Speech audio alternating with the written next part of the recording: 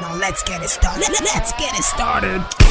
Play ball! Robert Sanchez made a mistake in the first 5 minutes of the game, Manchester United versus Chelsea. He got sent off after he fouled Mbuemo outside his 18-yard box. He was sent off. Now Maresca needed to change his tactics, remove Estavo and remove Neto from that game to bring in a defender and show off his midfield. And Manchester United took in the initiative to attack Chelsea and scored 2 in the first half, even though Casemiro got the red card, the second yellow, and the dying minute of the first half made it 10-10 when they entered the second half, but it was too late for Chelsea. They only scored 1 in the second half to lose that game 2-1. Okay, if you look at this particular game, interesting game. First 5 minutes, I understand the sweeper keeper, because if you have to be a sweeper keeper, you have to be intelligent.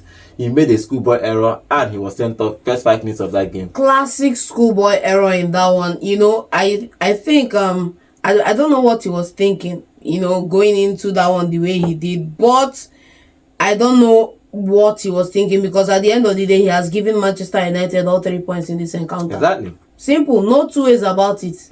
Giving them the 3 points in this encounter, even though Manchester United also had a man sent off later on in Casemiro, but by then it was already far too late. Yeah, 2 goals up. Even though that it's possible for you to fight, on this show we'll be talking about if you go 10 man down, you should fight. Show character. Character loss. Show character. But I keep telling all of us on this show, when you are a coach, 99.9% of coach will defend rather than to attack with them. Now, nobody's telling you to attack.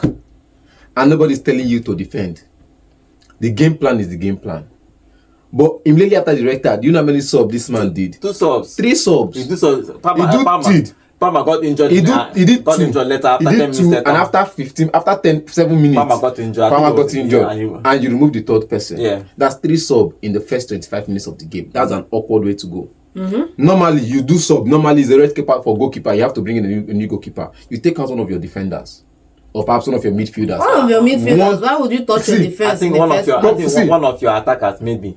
One of your midfielders, one of your attacking players, and you bring in a goalkeeper. And play 4-4-1 normally. That's and you play the normal formation, and you continue with the game plan and see how the game progresses before you start making. But immediately he went down. Look at the subs he did down, Estabo, and so it was like, we don't want any attack again. Let's just defend. Now he's playing a 5-man defense. Jorgensen and Tosin Aderabayo, the changes he made immediately, he got a red card. Jorgensen to come in for Sanchez. Sanchez to now come and add to the back four. The back four, which is making it 5-5-3-1. Estabo is an attacking player. We can understand that.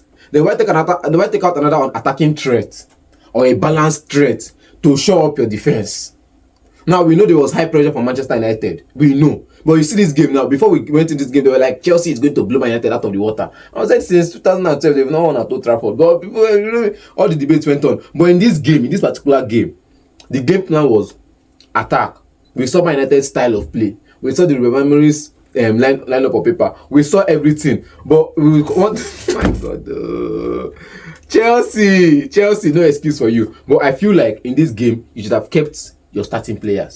For me, I think one sub. I think would have been okay. He made is that he didn't know that Palmer is going to get injured. Nobody can foresee that. But probably have people taking maybe Estavo out because he's still young. Put the goalkeeper. Continue with Neto because Neto is really good. Yes. When you break, in those spaces. Yes. Now you lost space. So removing Neto and I think he was losing Palmer, Neto, and Estavo. It's crazy. Almost your attacking. Then on the bench you had a garnacho and Jamie Gittins and Tariq George.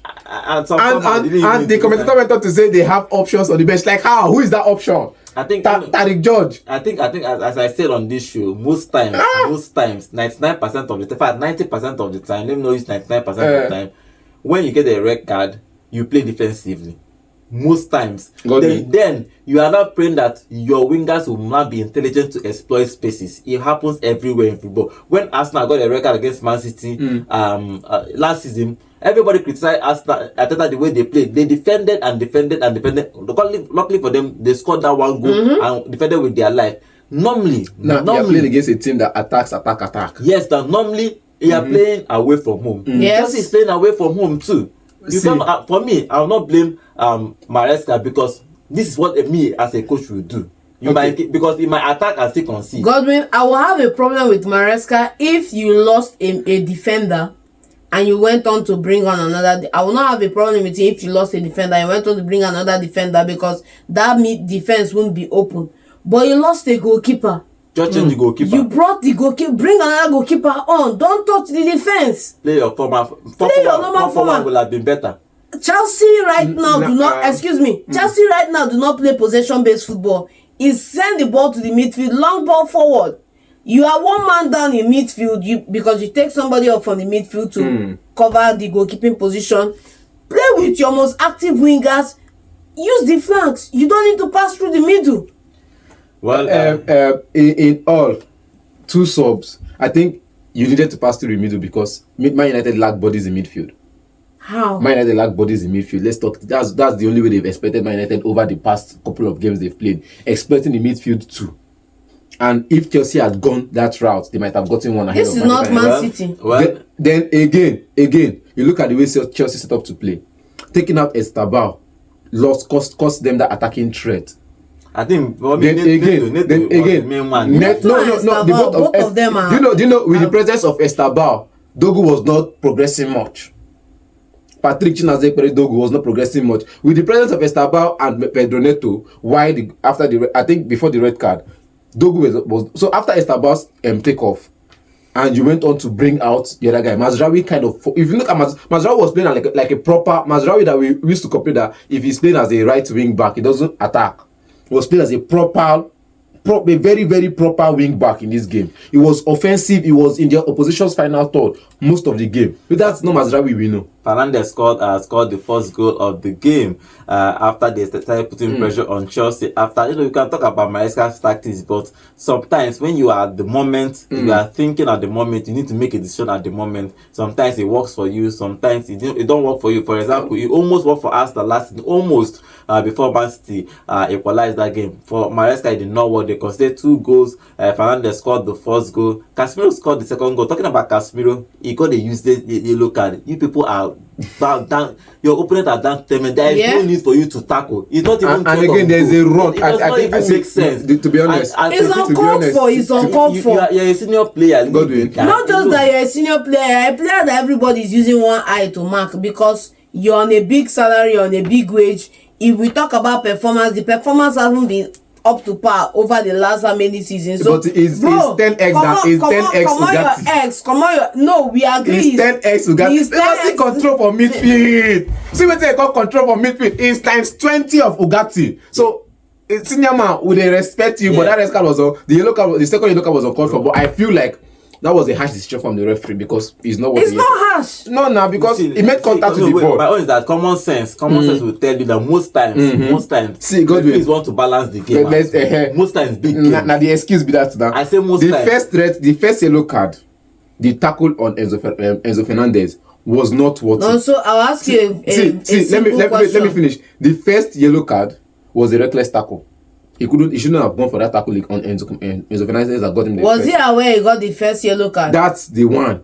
But that second one, was he aware he had the first yellow card? I be player now. I get yellow card. I go no. Thank you. So he got the second yellow card. But let's see, that foul on Estabao going in for the second one was not necessary. I'm going to say it again. The foul on Estabao was not a card offense. When you make if you make a mistake and you have a yellow card, because VR don't review yellow cards, it's common sense for you not to make any reckless tackle. You could argue that the first one wasn't a yellow card, but the second one, the first one is a yellow card, which is careless from his end. He shouldn't have dived into the tackle. But that second one is not a card offense. Well, you can argue, but if he gave him a second yellow card, simple, and he left the game, said second half came in and it was 10-10 and it was a boring second half. If you look at the shots, only Manchester United had only one shot on target, that Fernandes shot.